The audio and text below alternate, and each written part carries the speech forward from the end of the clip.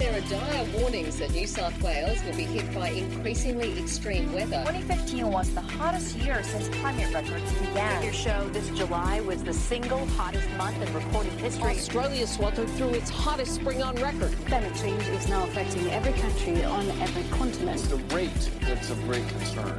And what do you put that rate down to?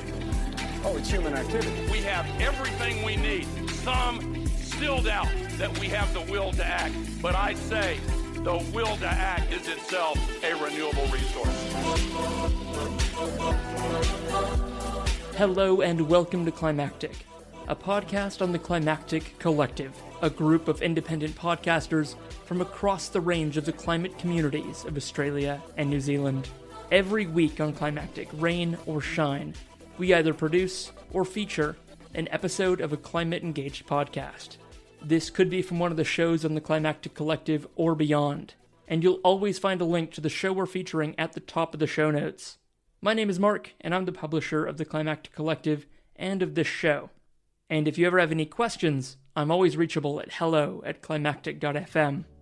I'm in Tamaki Makaurau, Auckland, New Zealand, Aotearoa, and I pay my respects to the iwi of Tamaki Makaurau and acknowledge their shared sovereignty over this land, as enshrined in Te Tiriti, the Treaty of Waitangi. Today's episode is from PCAN, and no, this is not an episode from a bag of mixed nuts. This is the Place-Based Climate Action Network from the UK, and this is another episode from our Leeds correspondent, man on the ground in the UK, Simon Moore. PCAN is a group who translate climate policy into action on the ground through local communities.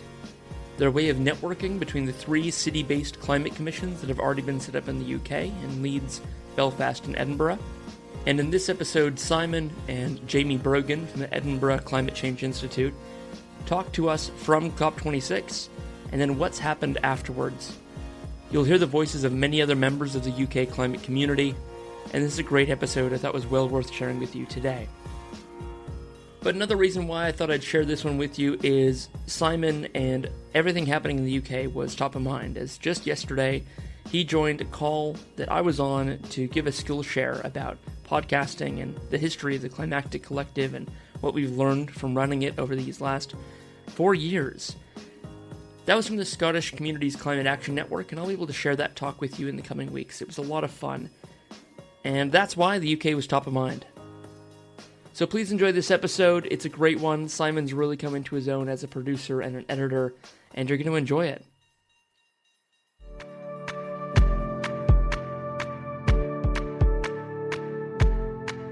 Hello and welcome to the PCAN podcast.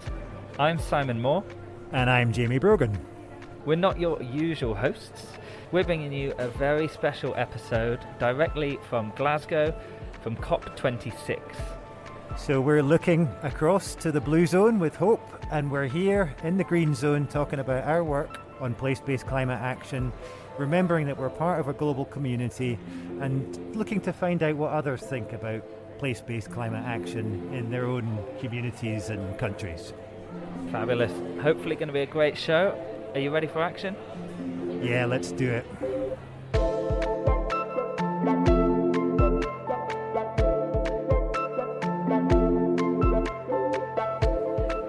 So to give you a bit of context, I'm Simon Moore from the University of Leeds.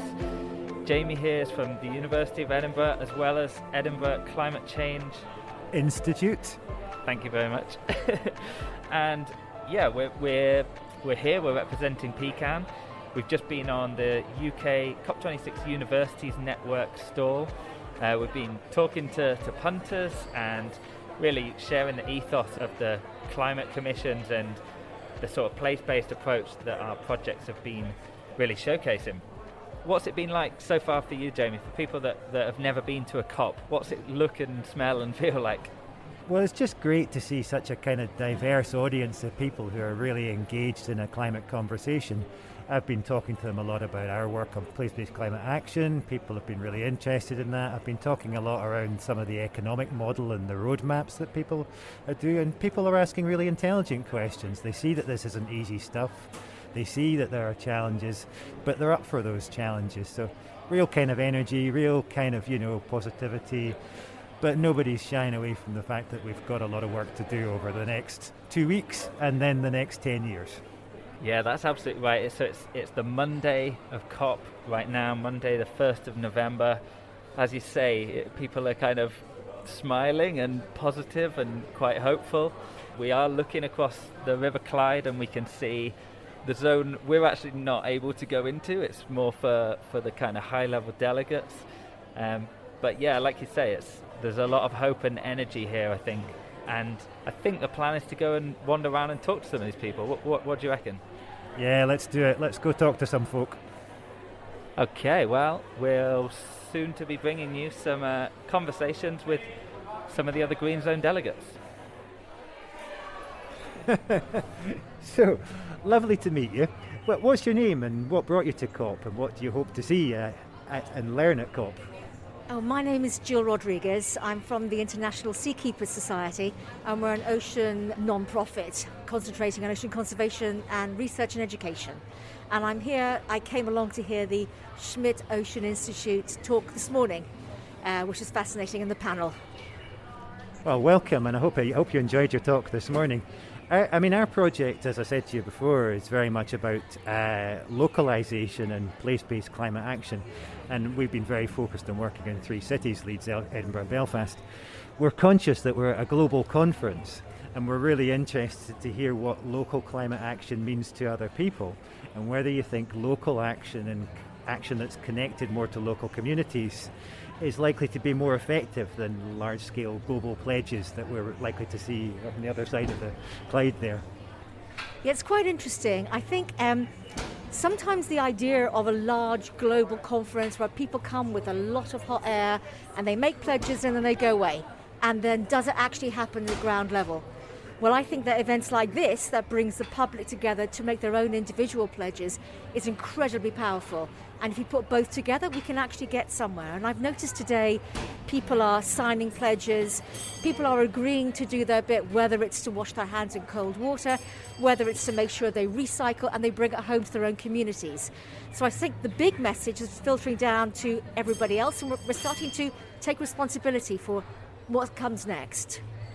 Brilliant. Thank you so much. My name's Alex Horsburgh. I'm working for Sky WWF, Sky Zero WWF. Originally from Fife. I've been in Glasgow for 7 years, and I've seen differences even in 7 years. I think COVID made people think a lot about things, and the lockdown has kind of accelerated people's thoughts about green issues and all the rest of it. I think we've done more in 2 years than we probably would have done in 5 years if it hadn't been for COVID, sort of thing. So I see a lot of changes. What's the biggest themes you've seen in those 7 years then? What's the biggest local changes? I came in on an electric bus this morning, and the taxi drivers, I deal, without going into the big story about it, I deal with taxi drivers, and a lot of them they're in the process of getting these more sustainable cabs. I think it's going to cost them £40,000 or something to do it, but they're getting more. I think in a few years' time you'll see more green vehicles in Glasgow. And you were talking about Edinburgh a wee while ago, so maybe Glasgow's a wee bit ahead of Edinburgh when it comes to sustainable transport, but I'm loath to say that as an East Coaster, you know. Well, I think it's had to, with the eyes of the world being on it for COP, you know. What about as a city to live in generally? I mean, do you think people are they're greener attitudes? Do you think as a city it's a greener place to be? Well, I came to Glasgow late. I mean, I'm not world travel, but I'm Scotland travelled, and I never thought I'd end up living in Glasgow, but circumstances mean that I've been here for 7 years, and I think I used to think that people make Glasgow think. I used to think that was a bit of a myth, but actually it's not. It is a place where there is a good attitude. I know the head of Glasgow City Council yesterday said, people will engage you in conversation and take you half a mile down the road to see to your destination, and I think that is not a myth. That is true, and I think the whole kind of rats thing is a bit of a misnomer as well, because I looked at the stats the other day and Glasgow's not even in the top 10 when it comes to rats. So So I think I just think it's a good place to be. I think Glasgow might come out of it better than some of the politicians. And do you think some of those people? Do you think that openness and connectedness of the people makes it? How if you're trying to drive climate action at a local level, does that make it easier? How can you tap into that sort of openness to get people to tackle some of the really difficult changes we all need to tackle across the world? I think Glaswegians are quite contemporary. I've found, as an incomer into the city, and I've had 7 years to digest it, I think Glasgow people of all ages are quite contemporary. I think they're portrayed as, green issues, what's that all about? Oh, it's not for me. But I think if you engage them on a one-to-one basis, I think they are open to change, and they're quite interested. They're quite a curious people over here, and again, people that come to Glasgow, they might find out that the local people on the ground are even more curious about the future and changing things than the politicians. Yeah, well, I would agree with that. Okay, go. So thanks for agreeing to have a chat with us. Do you want to tell us your names and what brought you to COP and what you hope to see out of COP? Yeah, my name's Annwen and I'm here from Edinburgh today. And what brought me was just, I think it's such a historical event and it's amazing to see it go on somewhere in the UK, in Glasgow. It feels like you're going to be part of some sort of history in the making, whether that is the right or the wrong. And I feel like you've got to engage with what's going on to know whether to fight against it or support it. Hi, I'm Daisy, and I came to COP really because I've been involved in environmental activism for a few years now. And it was, as Annwen said, it's kind of like a once-in-a-lifetime thing, and it really feels that this is going to be the tipping point for our future, and this is the last opportunity for our governments to really bring it all together and try and make a change. So I kind of just came to see what was happening and to feel like I was involved, and so I can say that I was here in this moment. Well, brilliant. Let's hope you get what you hope for from these guys across the other side of the Clyde there. Our project that we work on is very much about bringing that global challenge back to the local area. I actually work in Edinburgh at the university, but we also work in Leeds and Belfast. Do you think that the sort of climate action that you guys are looking for is better delivered at a global level, or do you think it's more important that we connect to places and to what is important to people in their local areas and drive that local action? Yeah, I mean, I think from my own involvement in climate activism and stuff, there's nothing, it feels real when it is done like in your local area. Like that's where you connect with people, that's where you can make genuine change in around your communities. You can help people in any way that they need and support them, and I think there's obviously something to be said for global action and a kind of the global way we should get behind and try and prevent the climate crisis, obviously. But I think it's so important to start in communities, and it's the real solution to the climate crisis. Yeah, I mean, working globally to solve climate change is obviously going to be really, really crucial in defeating it. But I think that one thing that we need to do everywhere to fix this crisis is to kind of change our systems and to reform the way we live. And one of the things we've lost as the world has become more globalised and as capitalism has got more and more advanced is we've lost that sense of community and that sense of partnership with the people around us. And I think that rebuilding sustainable communities where you can get everything you need, where you can be supported, where you can feel that you're heard and that you can feel you've got a network of people to rely on, so you're not always so you're not relying on consumption, and we can really lean on each other as times get more difficult and as everything goes more downhill. We can kind of come together in that sense. So building community is so important. It sounds like that you think that reconnecting with that sense of place is what's going to bring us out of the current climate crisis, we hope. Yeah, definitely. And I think it's doing it in a way that isn't ignorant, we need to be focused on ourselves.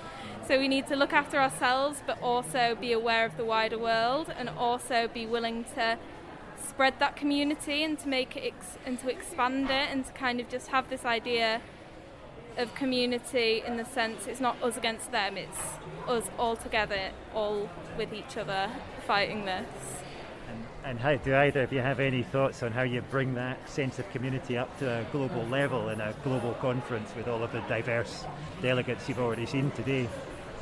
I think representing as many of those communities as possible, and having not just kind of world leaders, but having people that are from communities where they're doing the work, you know, with different, like the circular economy and stuff like that, just having those ideas and those conversations represented on a global level. It's important to have events like this, but remembering that it's the people that it affects is one way to try and bring that and centre the conversation correctly.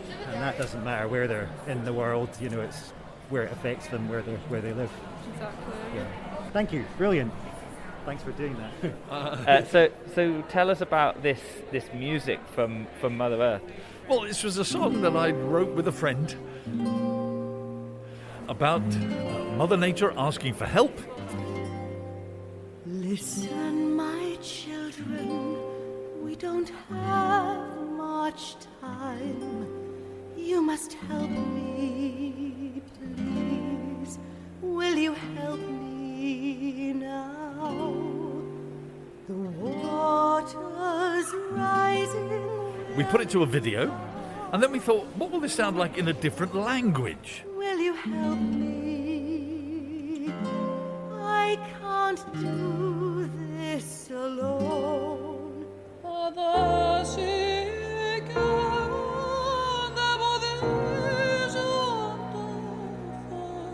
And then we got a wonderful Greek singer called Dunya Botic, who translated it and sang it in Greek, and we put it to the same video. But of course you heard the same story coming from a different culture, and it had an extra effect. Then we thought, well, hang on, how many other languages could we get? And it kind of snowballed.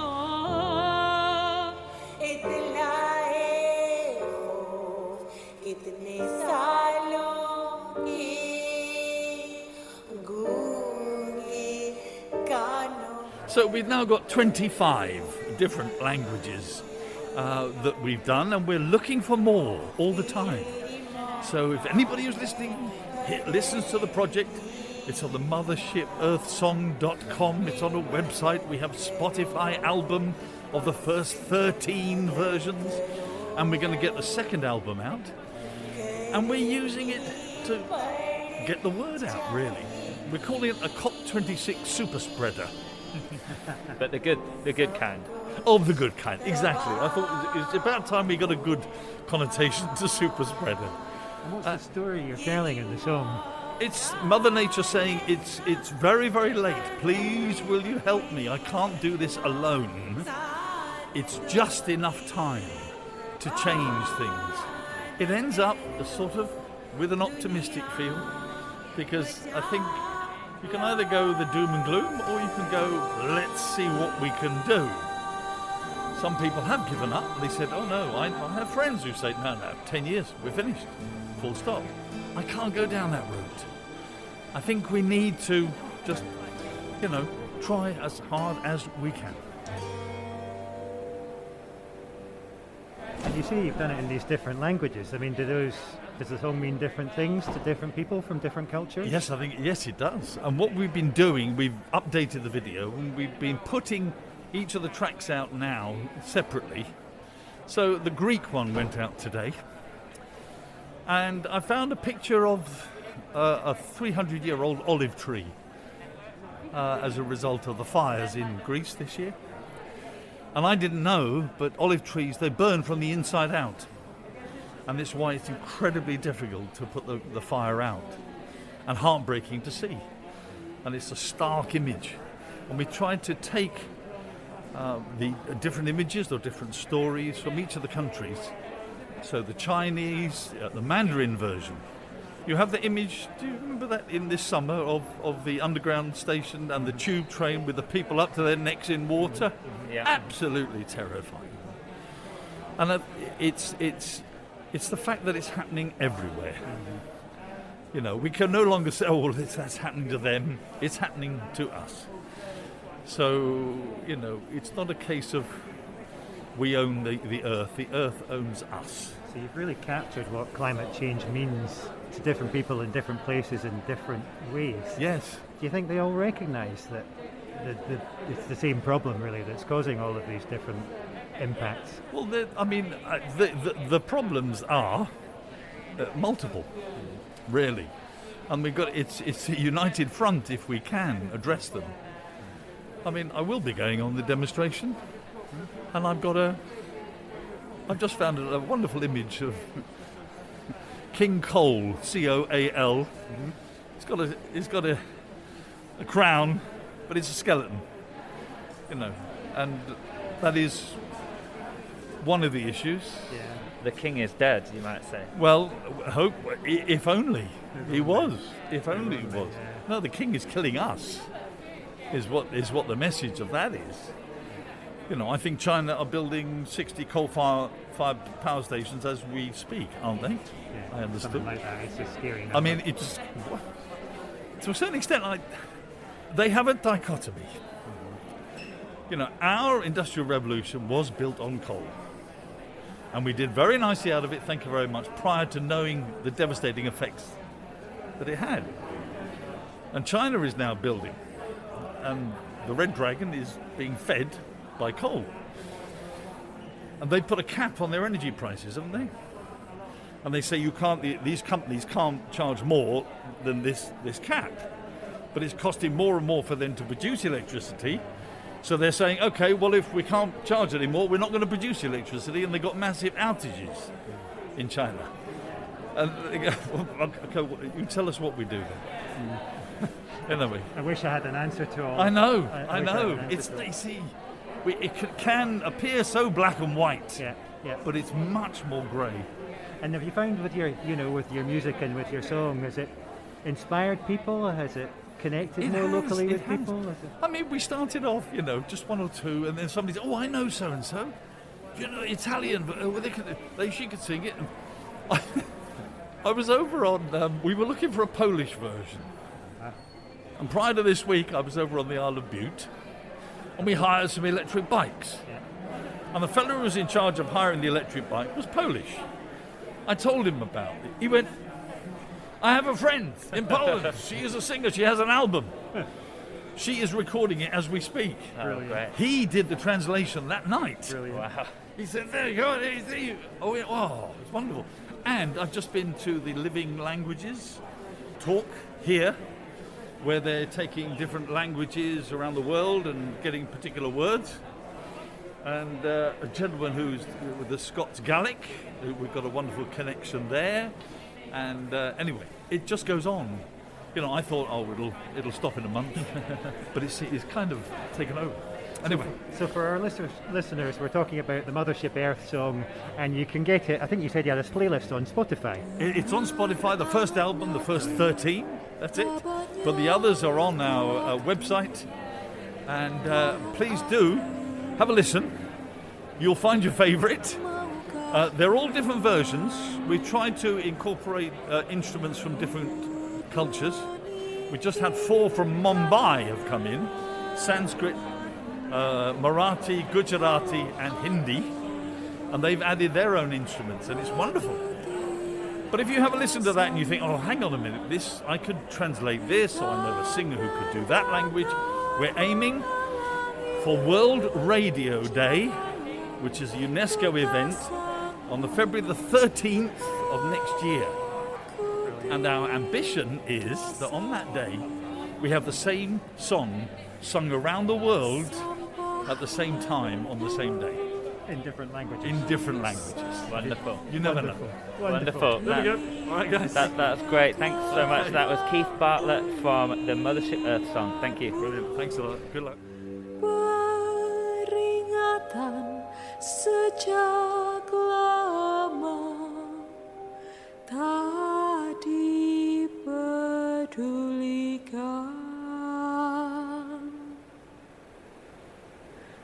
kini saatnya So what's your name and where have you come from and what do you hope to get out of COP? What brought you here? Sure. So my name is Bobby Holdbrook. I work for a company called Advanced Bacterial Sciences, and I'm actually here at this event representing the company as their head of product. Okay. And I mean, our project is very much about place-based climate action and in particular around 3 cities where we work in the UK. So we work in Leeds, Belfast and Edinburgh. But we're conscious we're at a global conference and we're talking about a global challenge that is climate change.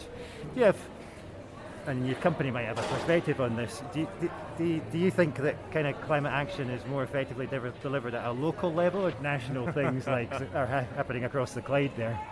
I think that we've had enough time to implement a top-down approach, and if we waited for it to happen at the global and national level and then seep down to the local level, we wouldn't make it in time. So actually, we need a 2-pronged approach. So meetings like this, where world leaders will come and discuss things that they will eventually do, are important to at least bring attention to the local populations. And I think at an individual level, we need to start analyzing our behaviors. Where we really can make an impact is at the level of a small business. So the small businesses are where the government is focusing on investment. So actually, if those small businesses really implement a change, then those community level changes would spread faster than individuals acting. It's really interesting that you're talking about small businesses actually, and is that small businesses in terms of their climate impact or is it in terms of the change that their products and services can drive? Both. I think they're really at the sort of crucible of where that change is. So where they where they choose to focus their investments in terms of their activity and how they choose to develop will be the game changer. Yeah, really interesting. And do you think that happens more at a local level, or do you think that's, are those businesses still in a global market and looking at how they fit into that global market? The reason I answered with small businesses is actually, the governments are focusing on small businesses for change and that's where their campaigns are lying. But actually, even the commercial giants, like I'm just going to throw out the cliche Google, don't really develop any of the technologies anymore. They'll wait for a small startup to develop its technology and then buy that up. So these big giants aren't focusing as much on innovation as the small companies are. And actually, that model is so common now that when the small companies implement their innovation, the big companies will be there to implement that at the global scale. Thanks so much for that. It's a different perspective from anything we've heard so far. What's your company called? Advanced Bacterial Sciences. Advanced Bacterial Sciences. And you're based in? Lancaster. Okay. Small company punching at a global level. Okay. So here we are at COP, again talking to people about what place-based climate action might mean to them. And we're here with, do you want to tell us your name and what's brought you to COP and what you hope to see coming out of COP? So my name is Tracy Irvin and I'm the Managing Director of a company called Oasis Hub, who brings together climate change and natural hazard data into one global hub at all different levels, so from national to local level data. So you have a real perspective on climate adaptation, so I'm kind of hoping you might bring a slightly different thought process to some of the conversations we've had around place-based climate action. I mean, if I was to say, what does local climate action mean to you? What does it mean to somebody like you and the business that you're in? So I think that sort of local climate action could actually link more, much better with science, essentially. So there's lots of new tools coming out from the scientific sector that could be utilised at local level and better utilised by local knowledge, essentially. So for instance, if you know that, a part of your town or your city is vulnerable to, say, flash floods, you could then use some of these tools to sort of cost-benefit analyse sort of things like, flood water protection schemes and things like that, and sort of look at whether it's worth doing that or whether you could use, pushing water into a park or things like that to protect your local area. So I think local knowledge linked with scientific capacity is really important, and not enough is done to do that.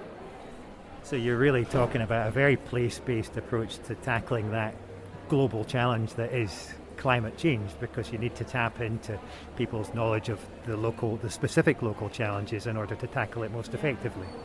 I mean, what we know across the whole of Europe is that things like floods and wildfires and things like this and droughts are gonna happen more often and with more intensity. So local stakeholders need to sort of think about that and think about how vulnerable their local area is and what measures. Some of them will be very, very cheap things you could do to actually protect some of your local assets.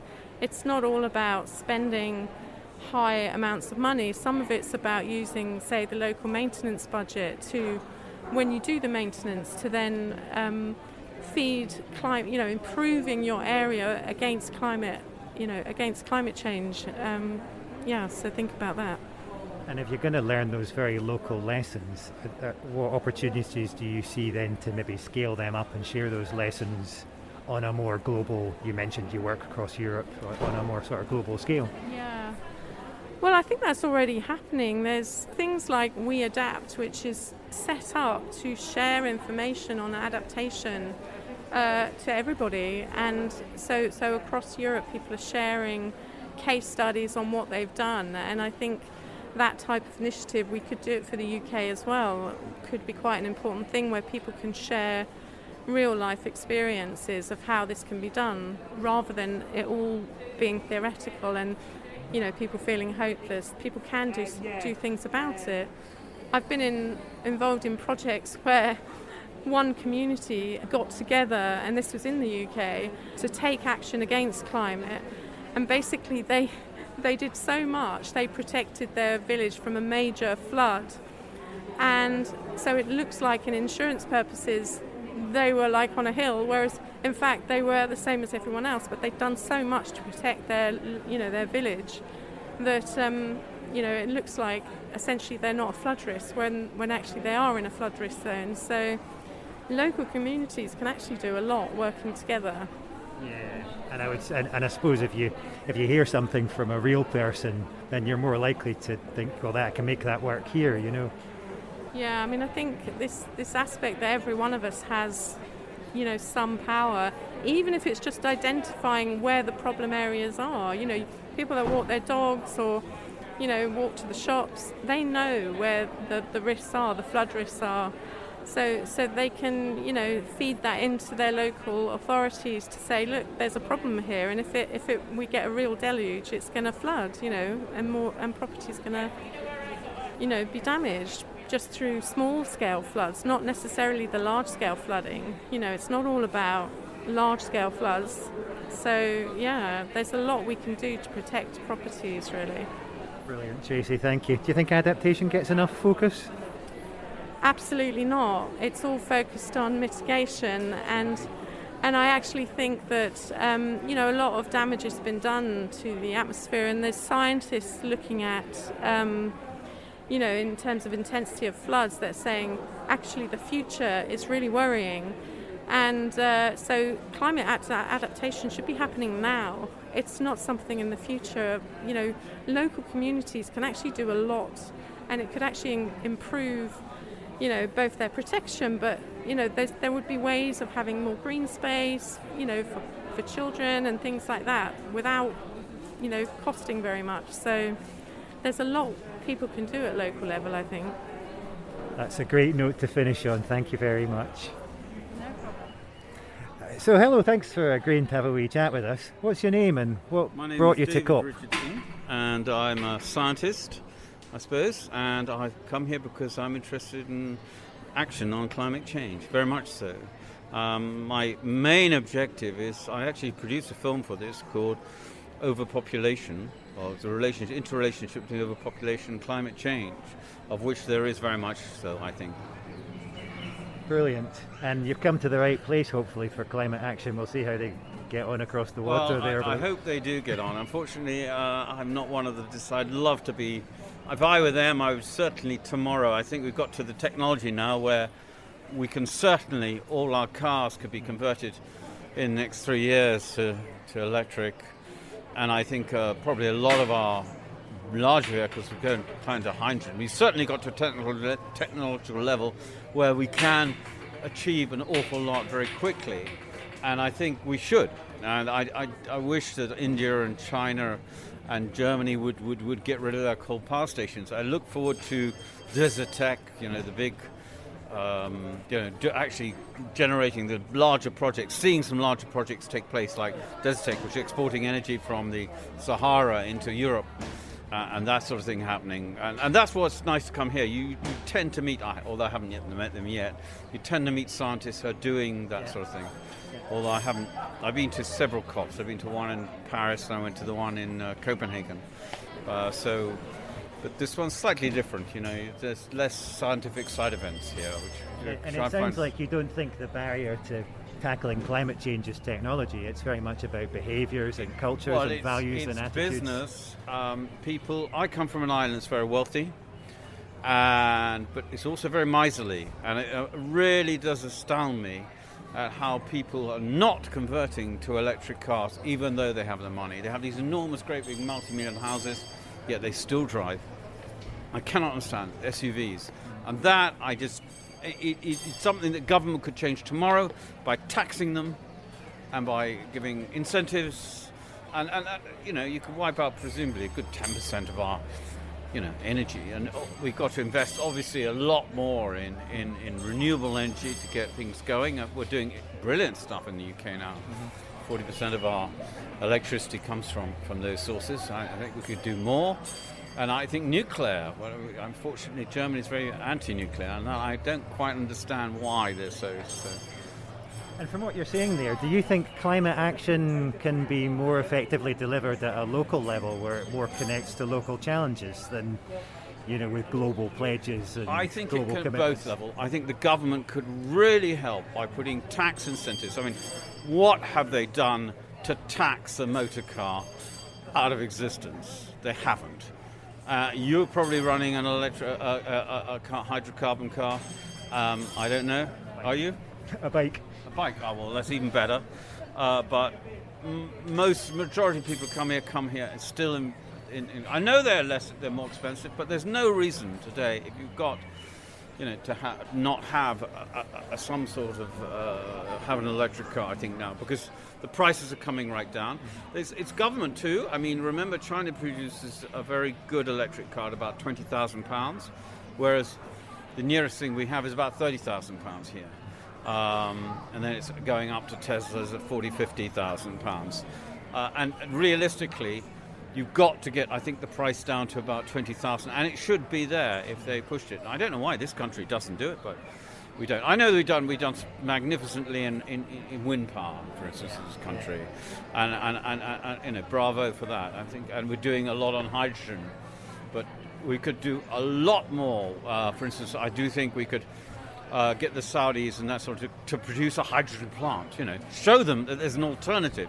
They're producing 40 tons equivalent of carbon dioxide per year. In comparison to R5, it's gone down from 10, which is great. I mean, we are doing well, but we could do a lot better, and we should really be aiming to reduce it by example.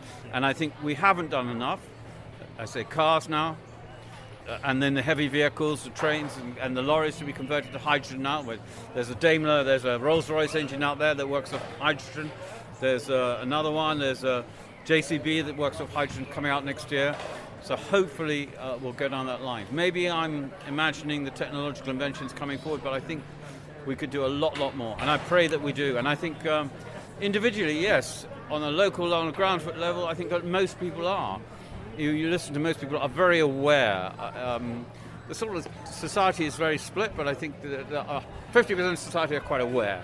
The other side are too busy still making too much money to bother, which is unfortunate because they're the ones who should be doing more. But you have hope. I have hope, but it's a bit slow. Being a population scientist, it's like trying to say somebody... Yeah, people are having less children, for instance, today, thank God, but we are not very good at communicating to countries which still have very high fertility rates, which is what my film is about, by the way. African countries. We hope that the internet, that the 40,000 satellites are going to be brought out by Elon Musk, and the OneWeb, the 3000, and the Amazon 4000. Hopefully they will introduce cost-effective internet to these people in the third world. And I really believe that, because the migration going forward from Africa and people from Syria, where still fertility rate, the message hasn't got through. I think it's not just greenness. We've got to think about numbers of human beings, and that is what I'm here to try to do. Well, thank you for your contribution, and we'll look forward to seeing your film. Yeah. So it's week 2 of COP26, and I'm here as a kind of wrap-up, really. I'm soon to be leaving Glasgow. It's my kind of last full day out and about. I'll be back in the green zone, showing off the Ripple Effect, which is a film that PCAN have put together with young people from the UK and South Africa. I'm here having a kind of final discussion, probably for this episode, with Rosanna Harvey-Cr, who is a PCAN associate and a former member of the team at Edinburgh Climate Commission. So Rosanna, great to talk to you. Can you tell me a bit, we're talking here about kind of local climate action, how that sort of plays into this global negotiation, the global picture. From your experience in Edinburgh, and now you've moved to Glasgow conveniently ahead of COP26, from your experience, how sort of important do you think the national and the global picture is in terms of making things happen on the ground in the places where we particularly are operating? I think I've been thinking during this COP about how national and global commitments don't often translate to the local level. And I think I've definitely seen that before in Edinburgh, where the local authority wasn't getting the support it needed from the national government in terms of its climate commitments, and I don't think their ambition was being recognised as being part of the wider goal for Scotland to be carbon neutral or net zero by 2045. And I think I've just had that sort of reconfirmed during this COP, which is being spoken of as sort of the most exclusionary ever, and going to events with Indigenous leaders and them saying that they don't feel the effects of any of the commitments that are made to end deforestation or protect Indigenous land rights. They don't feel them on the ground either, and I think that's maybe something that is still missing, that connection between global and local, and maybe respecting the importance of local when it comes to these very grand pledges and commitments. Yeah, it's interesting that, because it kind of works both ways, really, doesn't it? That stronger action locally can feed up the chain and help to put pressure, I guess, nationally and internationally. But you're right, the other way round is equally important, that it's about enabling or getting rid of the sort of barriers and blockers that can stall local action. What would you say from your experience with the Edinburgh Climate Commission? How hopeful are you that local partnerships, I know you had the Edinburgh Compact as well, how hopeful are you that those partnerships can, dare I say it, achieve more than agreements we might get at things like the Paris Agreement, or I don't know whether we'll see a Glasgow Agreement, but yeah, what do you think?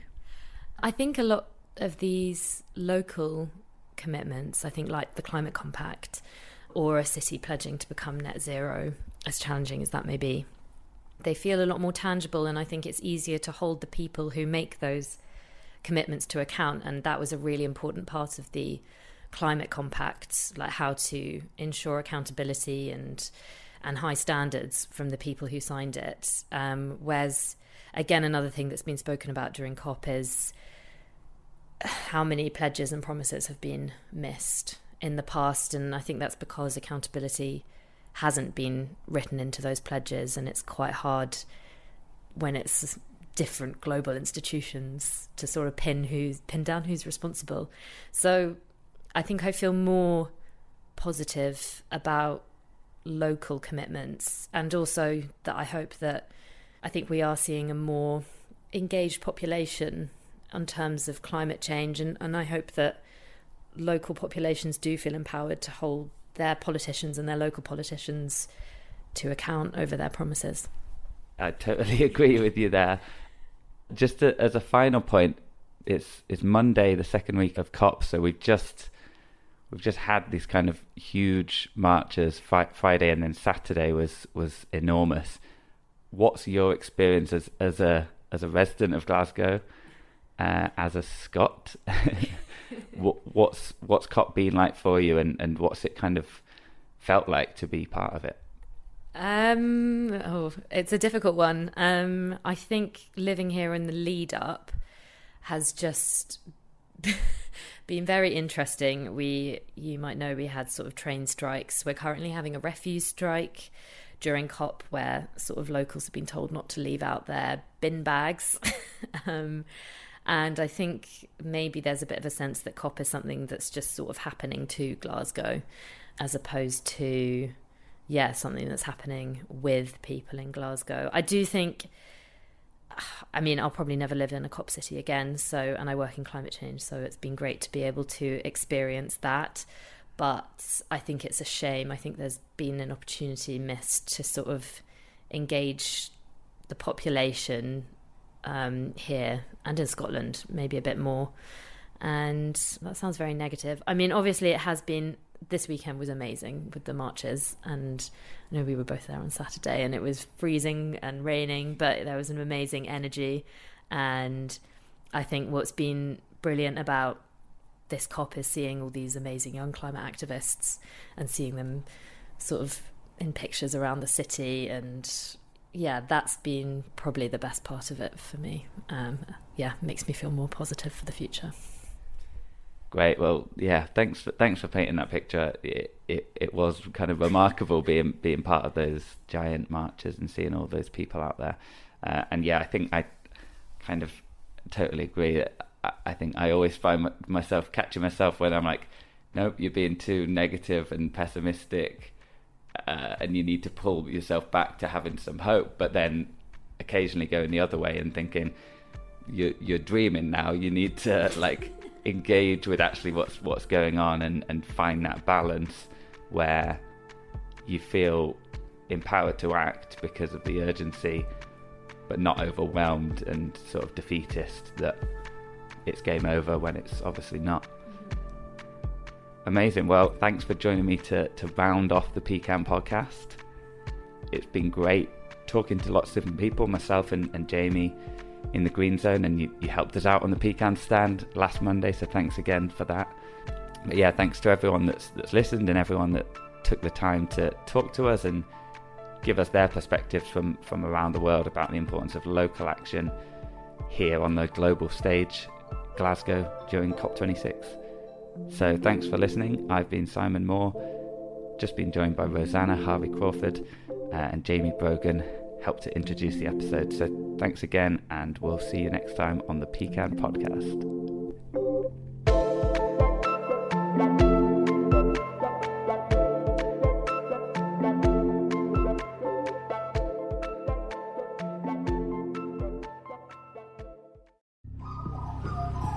The Climactic Collective.